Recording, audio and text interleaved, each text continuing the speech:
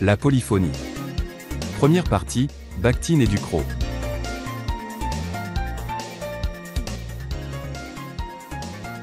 Chers amis, bonjour. Je suis ravi de vous retrouver pour vous présenter aujourd'hui cette vidéo qui traite de la polyphonie. La polyphonie, comme son nom l'indique, pose le postulat qu'un énoncé ne peut pas être uniquement attribué à un seul locuteur, celui qui le prononce. Au contraire, il arrive que dans un seul énoncé, nous pouvons entendre plusieurs voix, ou plusieurs points de vue. Il existe deux courants dans les études de la polyphonie littéraire, et la polyphonie linguistique, ou énonciative. Commençons. Introduction. La notion de polyphonie est un concept emprunté à la musicologie où il signifie la combinaison de plusieurs mélodies musicales, ou plusieurs voix, chantées ou jouées en même temps. La polyphonie en linguistique, et en théorie de la littérature évoque l'image d'un ensemble de voix, ou une pluralité de voix, orchestrées dans le langage. Les approches dites polyphoniques cherchent à montrer que le sens des énoncés et des discours consiste avant tout à mettre en scène une pluralité de voix dans un même énoncé. Le terme de polyphonie a été introduit en théorie de la littérature grâce aux travaux du théoricien russe Mikhaïl Bakhtin, 1895-1975, qui a élaboré cette notion de polyphonie dans son analyse du roman de Dostoïevski, Problème de la poétique de Dostoïevski.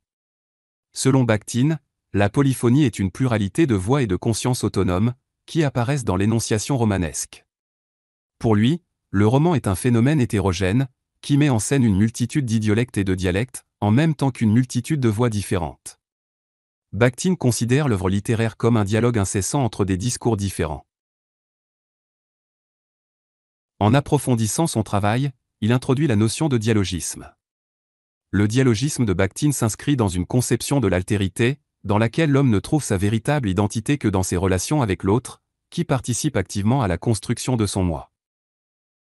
Pour Bakhtin, dans le parler courant de tout homme vivant en société, une grande partie des paroles qu'il prononce sont celles d'autrui. Pour lui, après un âge de la littérature qui a privilégié les formes d'expression individuelle, la poésie lyrique, par exemple, l'histoire a vu l'apparition d'un âge dialogique, dont la caractéristique est de mettre en scène toutes sortes de discours et de langages hétérogènes.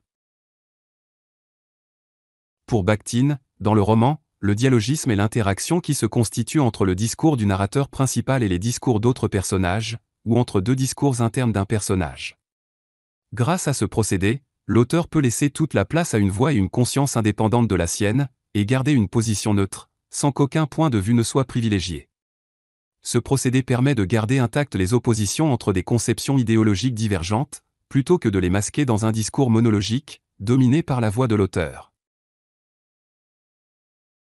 D'après Bakhtin, tout texte est soumis au principe dialogique selon lequel les textes sont censés faire partie d'un dialogue continu, se composant à la fois de reprises de paroles antérieures et d'anticipation sur les paroles futures. Bakhtin traite la polyphonie comme circulation des discours, d'un point de vue qui relie l'observation à l'étude des différentes formes linguistiques, genre, style, construction linguistique particulière. De la littérature, le concept de polyphonie est passé à la linguistique, notamment grâce à Oswald Ducrot qui va l'exploiter dans la théorie de l'énonciation.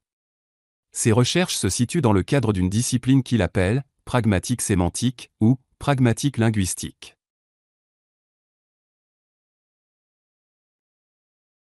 La polyphonie selon Ducrot.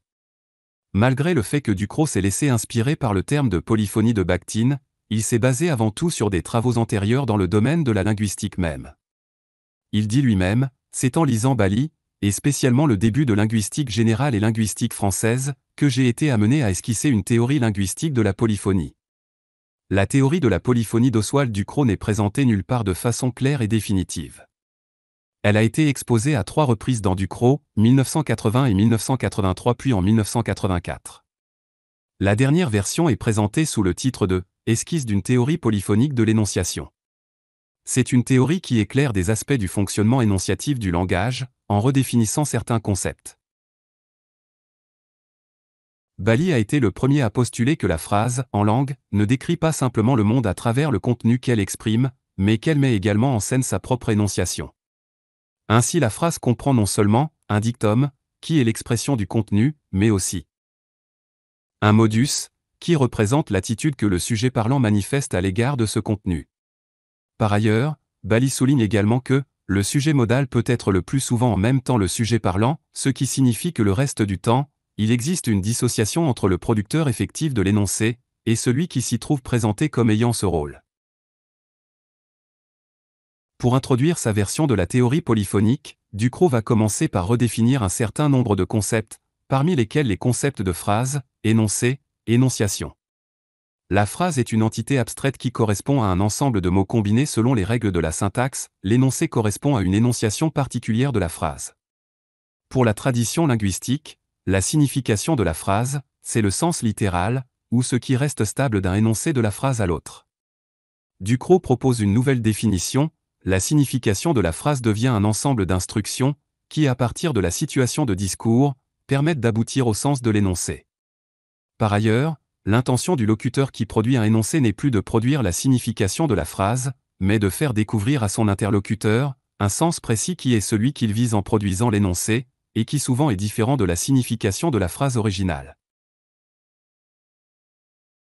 La définition de l'énoncé, autrefois simplement limitée à l'énonciation de la phrase, se modifie et devient l'énonciation, c'est l'événement historique que constitue l'apparition de l'énoncé. Dès lors on peut dire que le sens de l'énoncé, c'est la représentation de sa propre énonciation. Ducrot y ajoute un critère de délimitation de l'énoncé, qui doit faire l'objet d'un choix relativement autonome, par rapport au choix des autres énoncés. Le critère de l'autonomie relative correspond lui-même à deux conditions, la cohésion et l'indépendance. La cohésion correspond au fait que le choix de chaque constituant de l'énoncé est déterminé par le choix de l'ensemble de l'énoncé, l'indépendance correspond au fait que le choix de l'énoncé ne dépend pas du choix d'un ensemble plus vaste, dont il serait un élément. C'est ainsi que Ducrot précise que, l'énoncé étant objet du choix du locuteur, phrase et énoncé peuvent ne pas coïncider et que l'on peut considérer l'ensemble d'un texte, comme un énoncé unique, comme une pièce de théâtre ou un roman, par exemple, bien que leur texte contienne de nombreuses phrases, sont considérés comme un énoncé unique.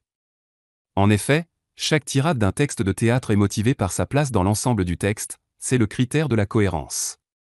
En revanche, l'ensemble du texte ne dépend pas d'un ensemble plus vaste. Il se suffit à lui-même, c'est le critère de l'indépendance. Ce qui montre bien que, phrase et énoncé ne coïncident pas. Analyse des phénomènes polyphoniques. Pour Ducrot, la polyphonie se concrétise principalement dans la remise en question du sujet parlant. Elle est à rechercher dans les phénomènes énonciatifs suivants qu'il va s'attacher à décrire, la double énonciation, la négation dite polémique, l'ironie et l'auto-ironie, les actes de langage indirect, les présuppositions. Le sujet parlant n'est pas unique. Ducrot propose une théorie de la polyphonie de l'énonciation en contestant l'unicité du sujet parlant, il suggère de faire une distinction entre sujet parlant, locuteur et énonciateur. Le sujet parlant est l'être empirique de chair et d'os, qui est responsable de la production physique de l'énoncé. Le locuteur est un être du discours qui est responsable de l'énoncé dans le discours, et à qui réfèrent les pronoms, je, et les autres marques de la première personne. L'énonciateur enfin est un de ces êtres que l'on entend parfois s'exprimer à travers l'énonciation, sans que pour autant on puisse leur attribuer des mots précis. L'auteur empirique de l'énoncé, c'est son producteur réel. Il peut parfois, mais pas toujours, être confondu avec le locuteur. Ainsi dans une circulaire que l'élève rapporte à signer à ses parents et qui contient une formule comme « Je sous-signé, autorise mon fils à participer aux activités culturelles qui ont lieu dans le lycée », l'auteur empirique du texte est l'administration de l'éducation nationale. Mais si le père ou la mère signe ce document, le parent assume le « je » de l'énoncé qu'il engage désormais et il devient le locuteur dans ce document. Le locuteur, c'est en effet un être qui, dans le sens même de l'énoncé, est présenté comme quelqu'un à qui l'on doit imputer la responsabilité de cet énoncé. C'est à lui que réfère le pronom « je » et les autres marques de première personne. Contrairement à l'auteur empirique, le locuteur est donc un être de discours, mais la même personne peut jouer les deux rôles. Le locuteur peut se subdiviser en « elle », locuteur en tant que tel, l'auteur de l'énonciation. Lambda, locuteur en tant qu'être du monde. Ainsi dans l'aveu, je vous ai menti, elle gagne la faveur du public en tant qu'il humilie Lambda, elle se donne le beau rôle en accablant Lambda, celui qui dénonce le menteur et n'est pas le menteur. Celui à qui s'adresse le locuteur avec son énoncé, est l'allocutaire.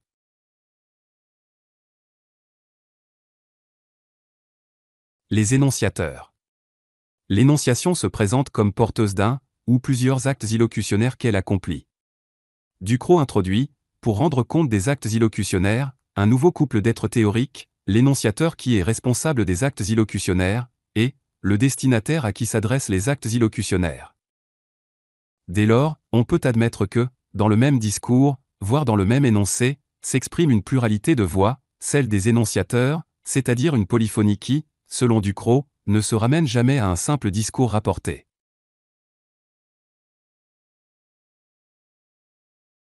Les actes de langage indirect.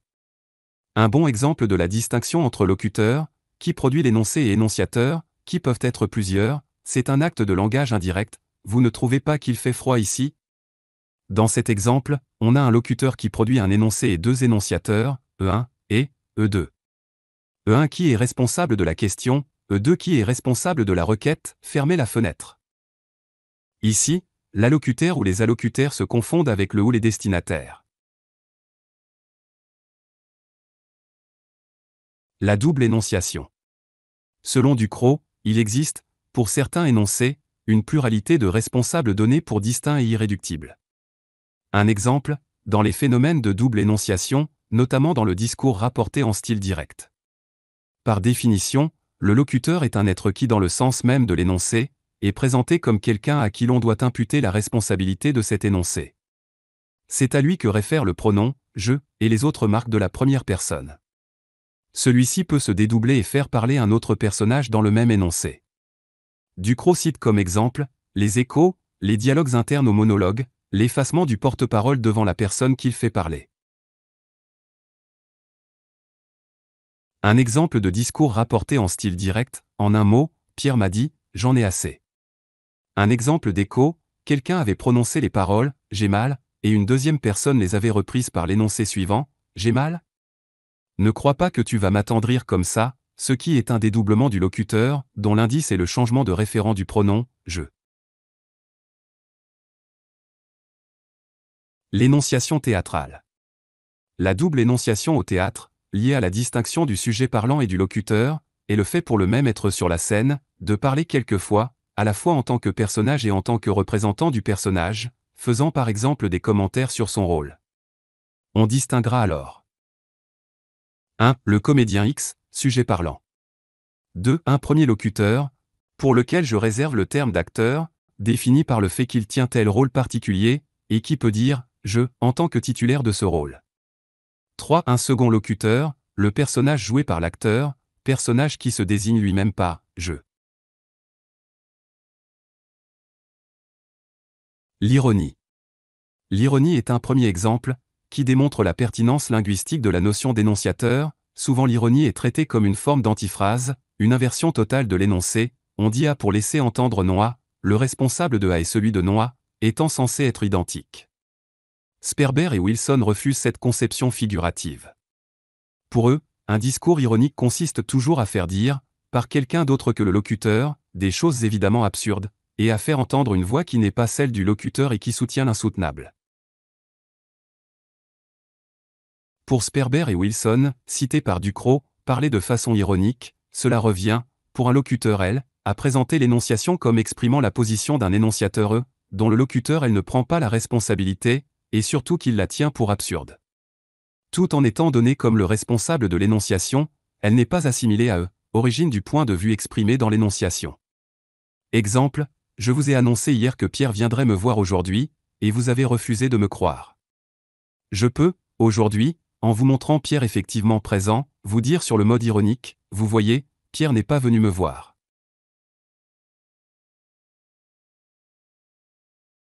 Analyse polyphonique de la négation chez Ducrot. Comme pour l'ironie, l'analyse de la négation chez Ducrot démontre la pertinence de la notion d'énonciateur dans la mesure où chaque énonciateur est à l'origine d'une voix différente, ou d'un point de vue différent. Dans son dernier article sur la polyphonie, Ducrot distingue trois formes de négation qu'il analyse dans le cadre de la théorie de la polyphonie, la négation métalinguistique, la négation polémique, la négation descriptive. La négation métalinguistique. Une négation métalinguistique reformule un énoncé effectivement prononcé, et le réfute, en ajoutant parfois un effet majorant. Considérons les exemples suivants empruntés à Ducrot. Énoncé 1, Pierre n'a jamais cessé de fumer, en fait, il n'a jamais fumé de sa vie. Analyse, E1, Pierre fumait. E2, Pierre a cessé de fumer. E3, Pierre n'a jamais cessé de fumer, en fait, il n'a jamais fumé de sa vie. Énoncé 2, E1, Pierre est intelligent. E2, Pierre n'est pas intelligent, il est génial. Pierre est plus qu'intelligent. La négation polémique. La négation polémique réfute un point de vue précédemment formulé. Elle met en scène deux énonciateurs E1 et E2. Exemple 1, E1, je te croyais parti. E2, non, je ne suis pas encore parti. Exemple 2, E1, tu as commandé le matériel? E2, non, pas encore. Dans la négation polémique, E2 réfute la proposition de E1.